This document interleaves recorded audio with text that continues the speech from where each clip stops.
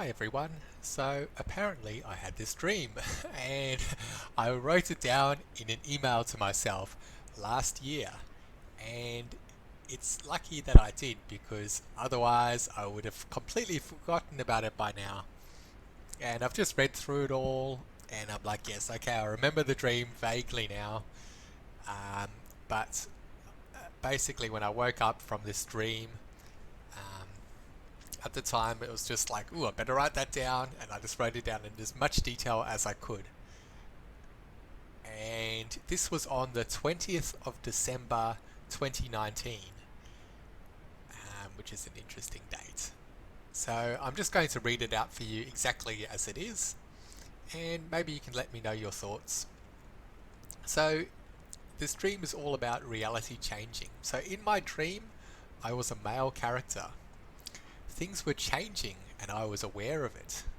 At one point there was a train station covered in snow and it had been abandoned and forgotten, and there was so much snow that nobody even knew that it was there.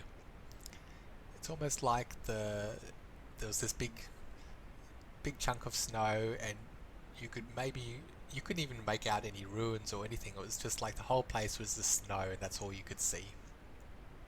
That's how deep the snow was. Then the snow started melting rapidly and the train station started to be revealed again. The tunnels started appearing. It looked absolutely nothing like what we today would call a train station, but after the dream, when I woke up, I sort of knew that roughly that's what it was, something like a train station. But with all the melting and revealing, the station didn't just reappear. The whole reality around and within it was changing rapidly. And before I knew it, there were little shops there and people selling popcorn, and the place had just come to life, as if it had always been that way. I cried as I remembered it all, and then I saw it all materialize again, just how I remembered it from before. I had forgotten all about it, but now that I could see it again, I remembered, and I cried in my dream. It wasn't a sad crying, it was the tears of joy. It wasn't tears of joy either, but something similar to happy crying. All of that just happened in a moment, a short part of the dream. There were many other parts to the dream, but I think that part was where I started to become aware of reality changing, where I started to remember who I was and what I could do. The rest of the dream was all based on reality changing. That was really the whole theme of the dream. So in most dreams, I'm in one place, just having one experience, and then all of a sudden I'm in a different place, having a different experience, and everything is like unrelated. Whereas in this dream, the changes in the dream itself were the main feature of the dream. Many things happened, and it was quite full on, but like in a good way. So I saw the dream from different viewpoints. Sometimes I was myself, seeing through my eyes, as we would see through our own eyes. Though I had a different body to what I have now in this reality, but I was male in the dream. And then I would see myself from outside my body, similar to how you would watch an actor in a movie, not from their eyes, but watching them externally from another perspective. At another point, I was watching an action movie of some sort, but I was inside the movie. I was part of the story. And then somehow it repeated itself, as if, like by deja vu, the whole life just rewound and got played again, or we watched the same movie over and over. And I got to see inside the movie again, but this time I noticed that there were many elements of the movie had changed, and the whole movie was a bit simpler and a bit faster this time around. Then I was out of the movie set, and there were also other people with me, including a lady that I seemed to know quite well somehow. Eventually, after many changes and crazy experiences, she just lost her mind quite rapidly. And she ended up making her way to the roof of a very tall structure. I guess you could call it a building of some type. And she was going to jump off. She wanted to end it all, I guess. But I knew she had that intention. I could almost see it in advance. maybe I had lived this life before and I had gone through this experience, but somehow I just knew. I knew that's what she was going to do. And I ran out of the building, made my way outside, and I could see her arriving on the roof. Somehow I made my way up quickly, up high. I don't know if I flew there or I teleported or something, but I found myself there all of a sudden. Actually, I would best describe it as I thought of myself as being on the roof, and I manifested myself there instantaneously. At this point, I managed to calm her down a bit, and I used my own intention to help warp reality back into a kind of a form that she was familiar with and happy with. I guess she must have assumed it was just reality changing all by itself, but at least she could cope with this new reality a bit. It had some familiarity with her, with things that she could cope with. It was something that was familiar to her, so it at least helped calm her down. So I guess she lost her thought of ending it all, and she made her way through the doors back inside by herself. But as she passed through one door, she looked to the side and she saw my character appear through the other door. I think she had some sort of realization at that point. From my perspective, the changes in reality were no longer entirely random and unexpected, but I now realized that I was the one controlling some of the changes and causing some of them to occur. And to have me magically appearing in the other door from the lady's perspective was a signal to her in some way, or a way of me showing her that I was now in some way manipulating some of the reality myself, without actually communicating it directly to her.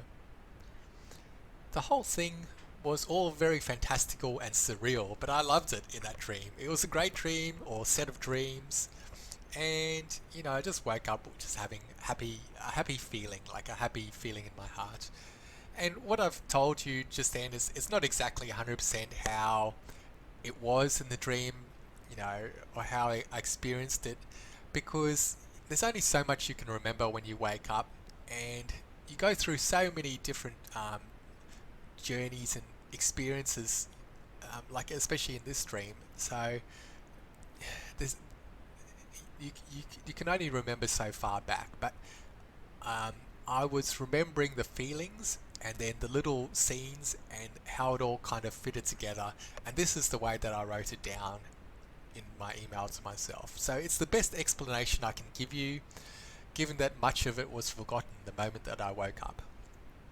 But it was one of those dreams, as most of mine are, that did not have information or thought or direct communication. Like, I wasn't really speaking with people and saying words and remembering words, in my dream. I wasn't like communicating in English or Chinese or any language really, but it was a dream of wisdom, of knowing and of experiencing, which I've recently come to the realization is important to me.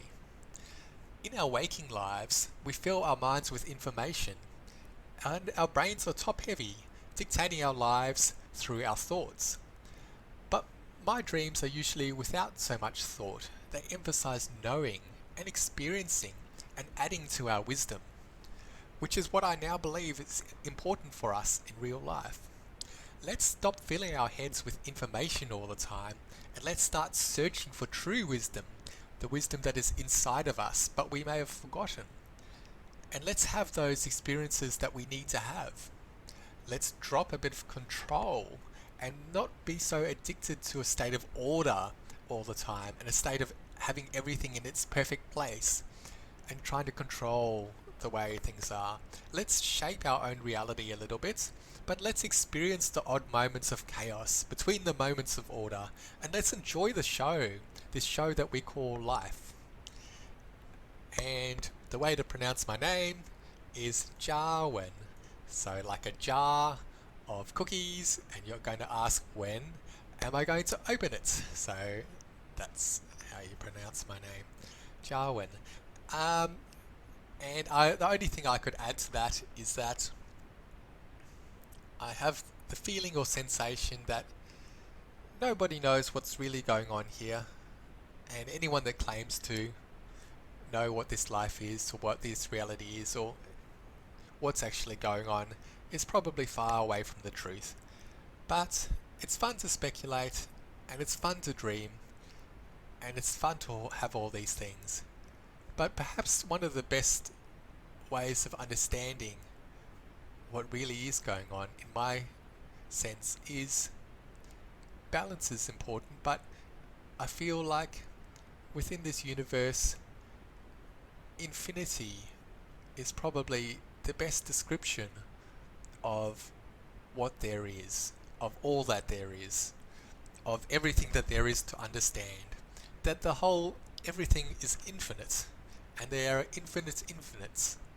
And so the human mind cannot ever wrap its mind completely around infinity because the human mind is constrained, and it's only a small part of something that never ends.